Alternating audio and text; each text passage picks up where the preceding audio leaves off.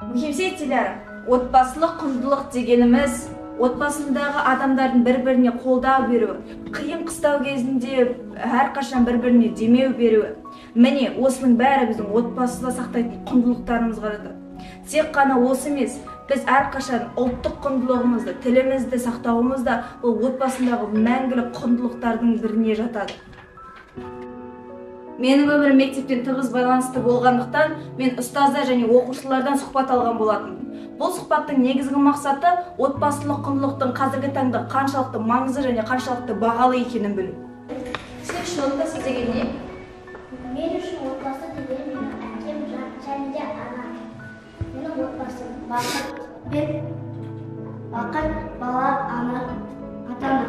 Сіз үшін отбасында маңызды рөлді кім атқарады? Әкем. Не үшін? Себебі ол біздің отбасымызда ең үлкен. Менің ойымша отбасындағы маңызды рөл атқаратын адамдар ол ата мен әже деп ойлаймын. Себебі ата мен әже ол біздің үйдің үлкені және ата мен әженің айтқан барлық сөзі бізге тәрбие болып келеді. Мен үшін отбасыда әр мүше өз маңызды рөлін атқарады. Әке ол отбасының қорғанышы, асырайды. Және де ана ол біздің аянышымыз, тәрбие көрсететін, беретін адам болып табылады. Ал бала болса, ол болашақтың, ұрпақтың абыройы. Сіз мектепте көптеген балаларға тәрбие бересіз. Алайда үйде әке ретінде балаларға қандай тәрбие бересіз?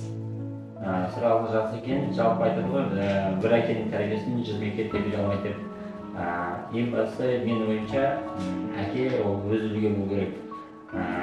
Көптеген әке болу бар да, ол әке бола білу бар. Көптеген әкелер бар, көбінесе балаларға ақыл айтады, енді ол дұрыс.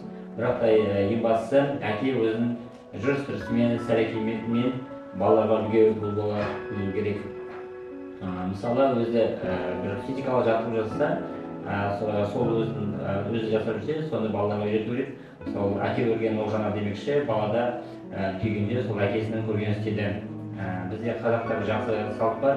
Мысалы, әкелері сол кезде үлкен кісілерге сәлем беруде жүретін, аттан түсіп барып сәлем беретін, үлкен кісілерге қолына су құйып малмен суды ұсынып, кішкентай балалар қызмет етіп жататын.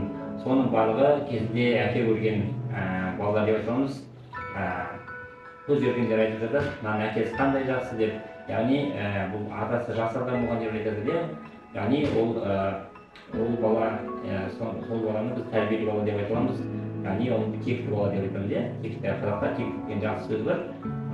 Соны біз ұмытпауымыз қажет. Отбасында тек қана бала тәрбиесін анаға сырып қоюға болмайды. Өйткені бала үшін баланың физикалық күшті және рухани қуатты болып өсу үшін әкенің орны ерекше деп білемін. Енді алып та, батыр да, дана да анадан туады дейді ғой. Сондықтан өз үйімде, мектепте тәрбие бергенде, үйімде балаларыма да ерекше қараймын. Ерекше тәрбие беруге тырысамын. Қанша уақытымыз аз болса, тығыз болса да, балаларыма мейіріммен қарап, балаларымның бос уақытында бірге болып, тек қана жақсы қасиеттерді үйретіп, олар елінің елеулі, халқының қалаулы азаматы болуына мен өз үлесімді әрдайым қосып отырмын. Жалпы мектептің қабырғасында бұл жерде бізде тәртіп басқалай болады. Себебі балалар әлбетте өзінің ұстазына, мұғаліміне қарап тәрбие алады. Сондықтан бұл жерде бізде де, яғни білімнен бұрын бізде тәрбие жүреді. Өйткені Бауыржан Момышұлы атамыз айтқандай, тәрбиеге бағынған құл болмайды дейді. Сондықтан біз көбінесе қатал тәртіппен ұстауға тырысамыз. Әлбетте, бірақ та әрбір жерде балалардың да мақтауға тура келетін жері бар, ұрсатын жерлері бар, бірақ әр нәрсе өз жүйесімен өтеді. Бірақ та жалпы отбасылық мәселе бойынша әлбетте бала шағамыздың алдында өзімізді жақсы ұстауға тырысамыз. Әрбір әрекетімізге, яғни жауап бере алатындай, ертең сол бала шағамыз, отбасымыздағы балаларымыз бізден әкелік жол сезіну үшін сол әкелік айтқанда әкенің рөлін дұрыс атқаруымыз керек, себебі бала бізге қарап өседі. Сіз мектепте көптеген балаларға тәлім тәрбие бересіз. Ал үйде сіз қандай анасыз? Енді мен өзім ұстаз болғандықтан, ұстаздық ол менің жүрегімде, әрқашанда жанымда. Сондықтан да үйде де отбасында балаларыма отбасылық құндылықтарға көп көңіл бөлемін. Ол енді ең бірінші құндылықтар ол жанашырлық, балалар бір-біріне мейірімділік деп ойлаймын. Және де әрқашанда жомарт болу, бір-біріне қолдау көрсету, қолпаштау, көмек көрсету. Және де осы өмірге жақсы көзбен ғана, тек қана қарау.